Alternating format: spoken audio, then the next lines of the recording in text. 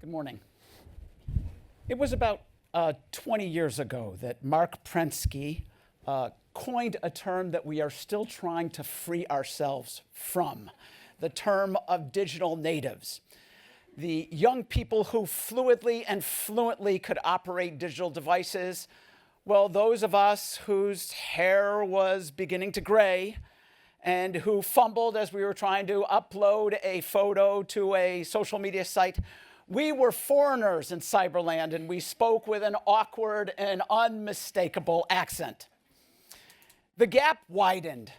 Today's young people became known as netizens, Homo sapiens, the app generation.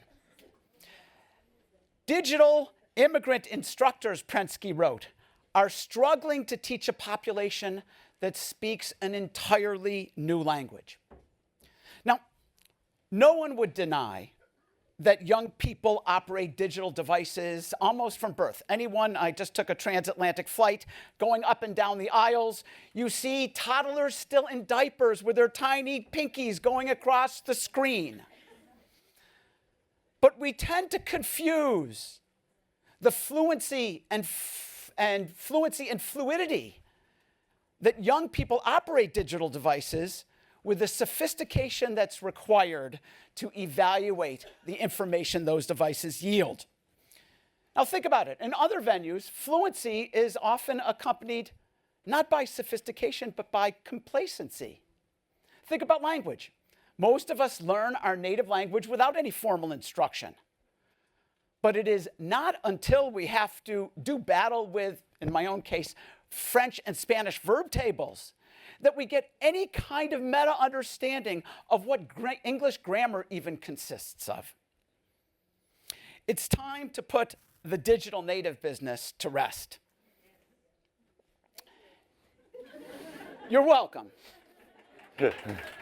In 2015, well before Trump's election, we were asked by a foundation in Chicago who had been supporting a variety of YPAR initiatives, Youth Participatory Action Research. Each of the fundees in their portfolio were claiming that their particular project was experiencing huge success, and they asked us to look at their metrics, which almost exclusively were self-report measures. And so they asked us, could we develop assessments, an instrument, to get an understanding of what it is that young people were able to do and what gave them trouble. We did so. We found that among middle school students in the United States, 12 and 13-year-olds, often in the shadow of Silicon Valley, 82% of them could not distinguish between an ad and a news story. We found among talented high school students, we showed them a picture of mutant daisies from a website called Imgur, claiming to be the after effects of the Fukushima nuclear disaster. We asked students, looking at this, is this strong evidence of what happens after a nuclear disaster? Over 80% of the students didn't ask questions about whether the photo was taken in Japan, whether it was something that naturally occurs among daisies. And then we asked university students at a fairly good university, the one I teach in. We asked them to distinguish between two different sites about pediatricians. The 63,000 member American Academy of Pediatrics and a small evangelical Christian group of pediatricians that, for instance, supports corporal punishment and has been labeled an anti-LGBT hate group by the Southern Poverty Law Center. We asked them in an open web search to tell us on a particular article that they looked at which of the two sites was more reliable. And 60% of these very talented, critically thinking students, I'll come back to that, said the small splinter group was more reliable. Similar findings to ours about how students struggle to evaluate digital information has appeared from researchers at Cornell, Northwestern, the University of Zurich, the Open University of the Netherlands. Yet, more research telling us that students aren't doing very well is not going to get us very far. The real question to ask from a point of view of inquiry is, what gets in the way of students' understanding? Now, consider an example that we've used in our research, the website from the Employment Policies Institute, a site that purports to present nonpartisan information about employment policy. The vast majority of students that we tested across a range of ages, including adults, took the site as trustworthy, a think tank offering scholarly data on employment policy. It's not. It's an AstroTurf site, a fake think tank that's actually backed by the restaurant and hotel lobbies and advocates against raising the minimum wage. So why did students, even very clever students, conclude otherwise? Students begin by examining the URL and seeing .org and giving it a plus in the trustworthy column. They then go to the About page, and they see that the organization is a nonprofit research organization in the United States, which carries the 501c3 tax-exempt designation. The site is free of banner ads and clickbait. Its layout is aesthetic. It even has a tab offering research. So why do students focus on these criteria and not others? They do so because that is what we have taught them to do. The dominant paradigm in media literacy for the internet is what is known as the checklist approach. Students are given lists of questions and taught to focus their attention on a single site before trusting it. Is the site an org? Is the site com? Com is bad. Is the information current? Is it relevant? The best known checklist goes by the rather fitting acronym CRAP. The CRAP test can be found on universities that you've never heard of, as well as some of the most prestigious universities in the world. It is ubiquitous. Now, checklist approaches are an analog way of thinking about digital information. They reflect a time when information was scarce, so that each source had to be examined with excruciating care and had to be extracted for every ounce of information that it conveyed. But we live in a very different age. We live in an age not where there's a scarcity of sources, but an overabundance of sources. So when it comes to media literacy, in many places, not all, but many, we are preparing students by teaching them to apply a 20th century solution to a 21st century problem. The approach is dated, it is ludicrously easy to game, and in many cases, it's just outright wrong. The National Rifle Association, the bane, the scourge of what's going on in the violence in the United States, is a .org, the Wall Street Journal, the National Review, the New York Times are all .coms.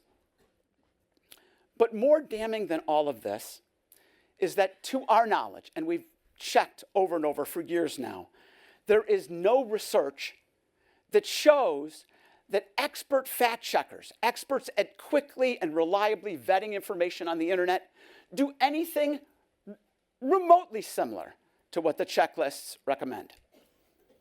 So what then do experts do?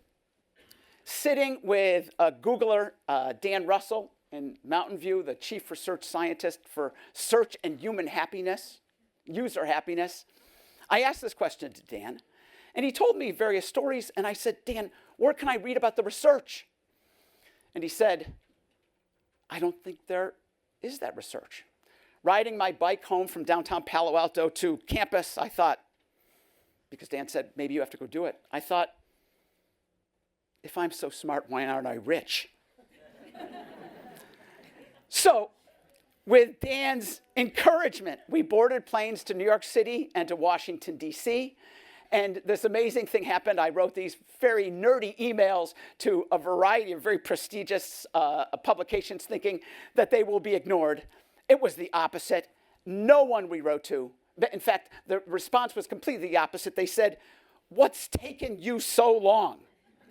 Now, We can't tell you the names of the organizations that we interviewed, but you'd be right.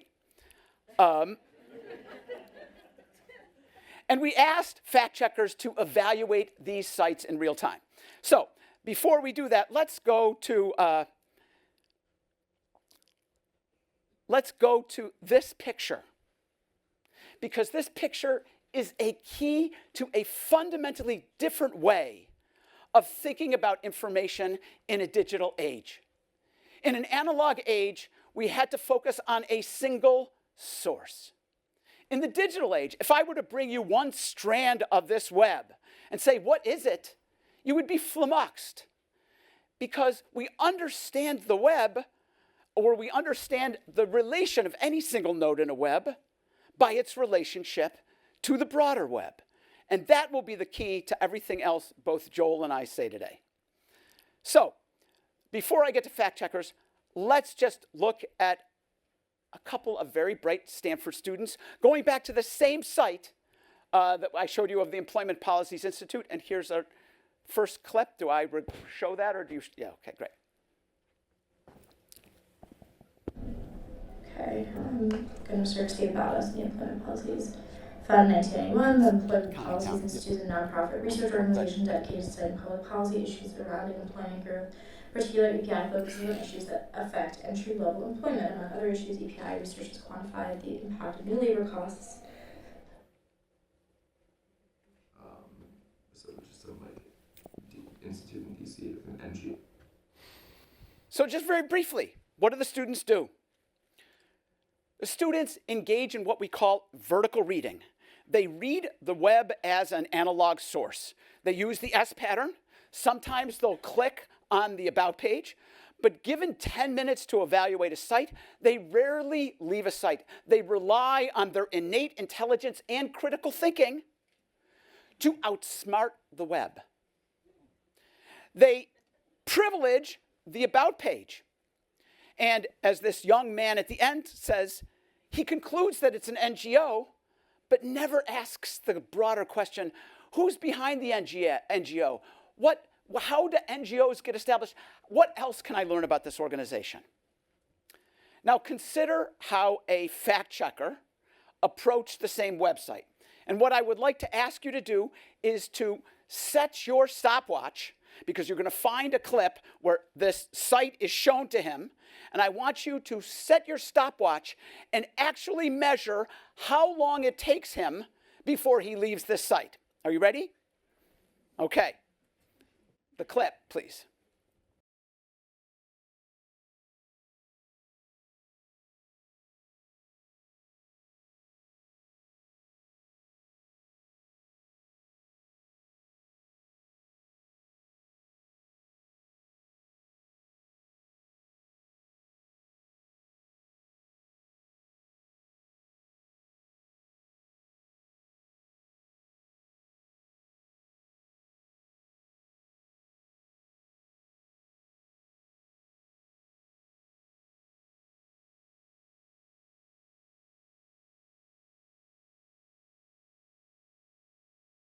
Seven open tabs in less than 30 seconds.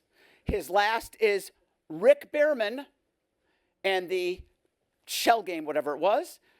It turns out that Employment Policies Institute is one of hundreds of fake think tanks that have corporate sponsors that obtain NGO or tax-exempt status to purvey information in the public realm about issues that affect us as citizens, as members of communities, and as voters. So, what do fact checkers do in order to learn about a site? They do the opposite of what we often tell young people. To learn about a site, the first thing that they do when that site is unfamiliar is they leave it. Now, what we have tried to do is something that is very different from traditional curriculum design. We are not about trying to make a very thick book of curricula that we will distribute throughout the world. Our approach is similar to a toolbox approach. And so if I were to say to you, you are a carpenter, and I am going to send you to a work site where there will be wood, but I'm going to ask you if you could only take 2 or 3 tools, What tools would you take? I doubt any one of you would say a pneumatic chalk plumb. You are going to say something like a hammer or a saw. And similarly, we are in a situation where, according to Google research, 90% of Google users do not use Control F to locate a word on a page. We are driving on the information highway without even knowing the equivalent that red means stop. So we've tried to distill what we've learned from our research to a small number of tools with the hope not that every student or adult can be turned into a power user, but that we can take a chunk out of the most egregious and dangerous errors. By way of summary, what is the difference between smart people and fact checkers? By smart people, we also, and you can see our research, we've also interviewed critically thinking academics with PhDs, okay? Smart people engage in vertical reading. They stay on the page. They look for familiar markers, many of the markers that we've taught them to trust. They engage, particularly students that we've watched, in a kind of fluttering, taking the first result as truth and maybe fluttering around the page before their second click. And finally, the smarter they are, the more they trust their intelligence. They believe that they are smarter than the web because they have high scores on all of their examinations. What do fact checkers do? Fact checkers engage in what we call lateral reading. In an unfamiliar site, they open up multiple tabs and turn to the spider web of the web to get a fix on any node. They engage in the opposite way of clicking. Students often engage in what we call promiscuous clicking. Fact checkers engage in click restraint, where they look at the SERP, the search engine results page, understanding something about SEO and the way that search engine optimization works. They make an intelligent first choice after evaluating the SERP to understand what kind of information neighborhood they've landed in, so that that first click, which is often destiny, is an intelligent one. They understand the web as a web, and they consult the web to understand information within a single node. And finally, as the head fact checker of a major news magazine in the United States told us, hubris is the enemy of fact checking. If your mother tells you you are very comely and very handsome, check it out. So,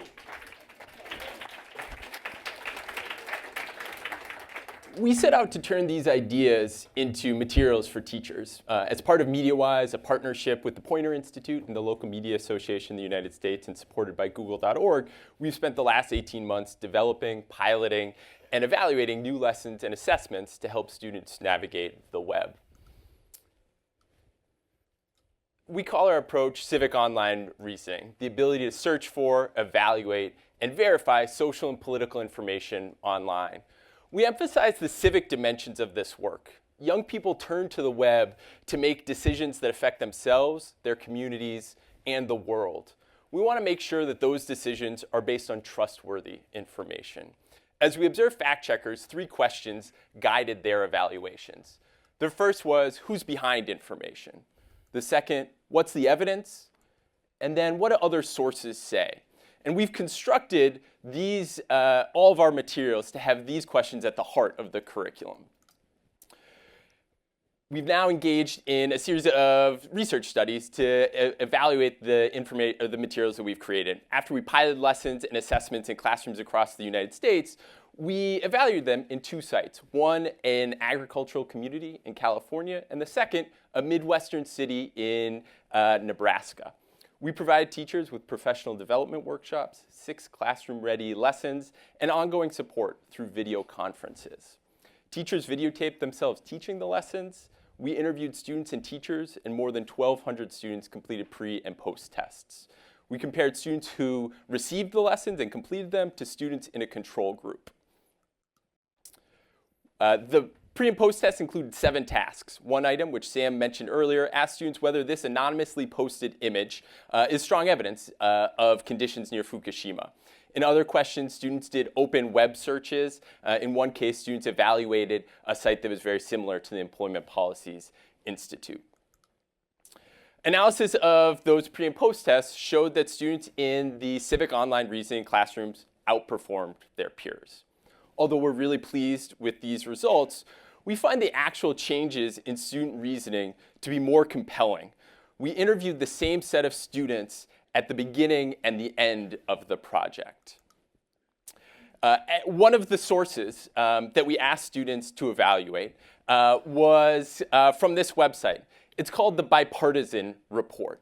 And before students had taken any of the lessons, we sat down in a classroom with them and asked them to look at this site and several other ones. Although it's called the Bipartisan Report, the site is hyper-partisan, with truth-stretching headlines designed to attract clicks.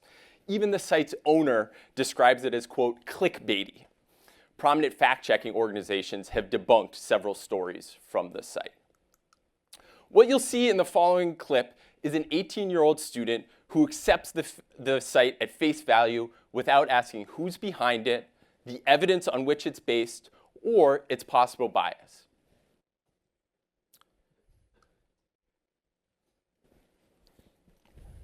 Now, I believe this. I do.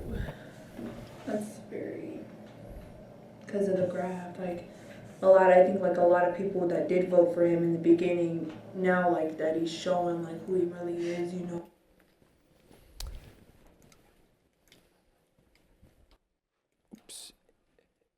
In the interviews at the end of the study, we asked students to evaluate a different partisan website called AlterNet. The Columbia Journalism Review noted that AlterNet's stated mission is, quote, to inspire advocacy, also from a left-wing stance. You'll see now the exact same student evaluating this site. And she uses a very different set of approaches that she learned over the course of the 6 lessons that she was taught by her teachers in a government class to open up a set of new tabs and to evaluate the site, to read laterally, to find out who's behind this site and perhaps what are some of the biases of that site and consider what the motivation might be behind it.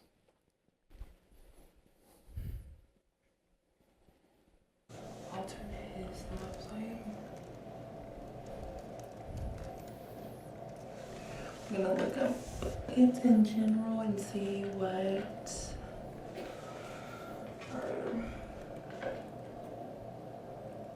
right here, AlterNet is a political left-leaning website that was launched in 1998 by the nonprofit now known as the Independent Media Institute in 2018. AlterNet is a liberal activist news service and is project of the nonprofit Independent. I do not think that this is a really strong website to use for information, because as to what I am seeing from clicking on the other tabs is that it's very biased, so very like opinionated in what they think is like they're kind of like their facts, like what they feel is like their facts. So as you can see, over the course of those 6 lessons, the student learned a strategy to leave a site, to open new tabs, to do that lateral reading that gave her a lot more information about the content of the site that she was encountering. The lessons and assessments used in this study, as well as more than 20 additional lessons, will be freely available on a new website that we'll launch in November of 2019. It will also include videos for teachers and also information about the underlying research. In the meantime, we've been working with John Green, the YouTube star, and his team at Crash Course to create a 10-episode series about the same skills that are at the heart of our Civic Online reasoning curriculum. Posted earlier this year, the series of 10 episodes now has more than 10 million views. But there's even more work to be done.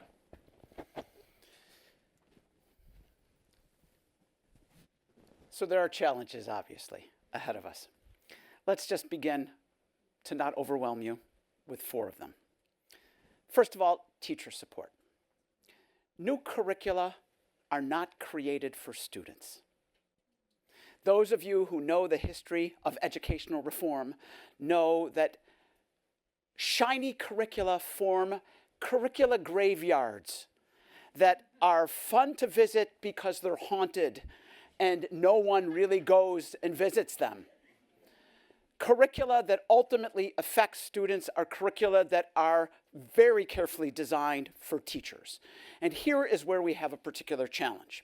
If we were thinking about a curricula for teaching maths or for teaching biology, we would ensure that the teachers understand their subject matter knowledge, and we might work with them about how to disseminate the curriculum with new pedagogical innovations. But here we're faced with a double problem. Teachers in many cases do not feel confident, but more than that, they will often impute to their students expertise that their students don't really have. So it is particularly fraught, this issue of moving in and working with teachers. Second, metrics. In many cases, you will see with new programs and curricula, metrics are talked about as we've reached X number of classrooms with X number of teachers and gone to scale. In an educational sphere, it would be as if Marks and Spencer, a representative from Marks and Spencer were here saying, yesterday at our branch by King's Cross, 14,000 people entered our store. In retail, we would intuitively understand that's not the question to ask. It's not how many people entered the store, it's how much did they buy. In education, it's not how many students we reached, it is how much students learned and how long that learning sticks and is transferred to other venues. Anything short of that risks engaging in a kind of public relations campaign rather than an educational set of changes that can be sustained over time with the necessary supports to sustain them. The extant curriculum. We have a barnacle problem. When we invent a new curriculum that does not have an ensured place within the school day, it is like a barnacle attaching itself to the hull of a ship. And when a new crisis comes along, that barnacle is ripped off in dry dock, and the environmental curriculum is put into place, and the drive-by shooting curriculum is put into place, and the anti-racist curriculum is put into place. And yet, the digital transformation has changed everything about our world. The real question that we face is, how are the things that we're talking about and that I imagine all of us are interested in, how do they infuse a science curriculum where we are sending people out of school adopting anti-vax propaganda? Or in history curricula, where students are being turned into Holocaust deniers because of the evidence on the internet? How does school as we know it and the subjects as we teach them change in the face of these digital challenges? And finally, time is not on our side. This is a worldwide problem. People are dying, as we've heard, because of misinformation. We just came back. We've been asked by educators in Colombia, France, Spain, Brazil, Ukraine to help them. We started to collaborate with the Freedom English Academy in New Delhi, where this issue, and I'll just end with this issue of translating our materials is, as we heard from a previous speaker, absolutely ludicrous to simply take materials that were invented in Palo Alto and bring them to Delhi. So we had to work and pilot and take our things about Anthony Scaramucci and Donald Trump and to turn them into something relevant for Indian students. Prashant Bhushan, an Indian Supreme Court judge who allegedly said that Kashmir should be given back to Pakistan. That's not what he said. But these were the kinds of materials that we ultimately had to make culturally relevant so that we could begin to implement our curriculum in India. And here's just a brief clip straight from Delhi 2 weeks ago. Okay, so you use WhatsApp. How many of you use WhatsApp? Everyone uses WhatsApp. Okay, so you use WhatsApp to talk to your friends, okay, and family. Okay. Any And I use Google for searching any new things about, but obviously I don't know. Okay, so you use Google to search for things that you don't know about or you want to know more about. So I just want to leave you with this quotation from Thomas Jefferson. If we think the people not enlightened enough to exercise their control with a wholesome discretion, the remedy is not to take it from them. Jefferson never said that the press was the enemy of the people or that there should be an abridgment of the press.